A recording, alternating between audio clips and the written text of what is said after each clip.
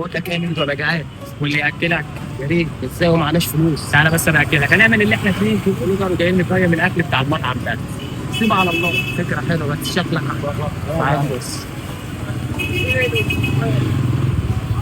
بقول لك ايه، ما بلاش المشوار ده. يا عم تعالى، مش عايز تاكل؟ تعالى هاكلك. تعالى بس. ازاي؟ ازاي؟ اي كده. سيب بعد اذنك غنى بس عشان باكل الشيء.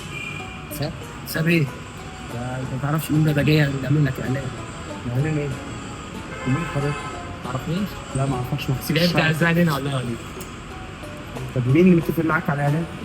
طب مين يا صاحب المكان؟ مش حاج رمضان؟ هو الحاج رن عليه قول له مين بيعمل اعلان المكان، شوف هيقول لك ايه. بس انا ما عنديش تعليمات كده خالص. رن بس شوف يا باشا.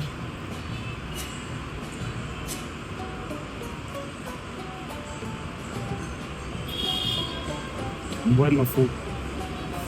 طب قوم اغسل ايدي وحاسب. يا ابني ده مين؟ روح له الكرسي ده. عايزينك يا فندم. هتسيبني بس عشان اعرف مش هو في الحمام.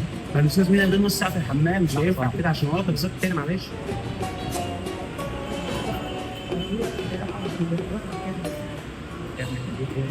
موبايل مفصول ثانية واحدة بس هو في الحمام وهيجي. معلش بعد اذنك هتسيبني عشان في شغل تاني معلش انا اسف. مش معايا فلوس هو هيجي هيحاسب. ايه؟ معكش فلوس؟